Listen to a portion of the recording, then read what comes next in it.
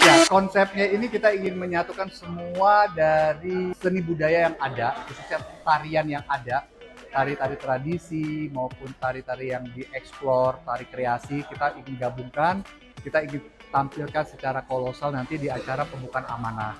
Kita punya tugas, punya kewajiban untuk mensupport anak-anak muda kita Indonesia, khususnya Aceh, generasi muda untuk berani mengekspor, berani berekspresi, berkarya. Jadi di amanah inilah tempatnya mereka untuk berprestasi. Semoga dengan banyaknya penampilan di depan Presiden, semoga Presiden bisa mensupport kegiatan seni yang ada di Aceh, terus kemudian bisa menunjukkan bahwa Aceh ini banyak potensi bagi anak-anak muda yang ada di Aceh. Lumayan deg-degan sih, cuman dengan latihan-latihan mungkin akan bisa menunjukkan yang terbaik untuk Presiden nantinya. Amanah!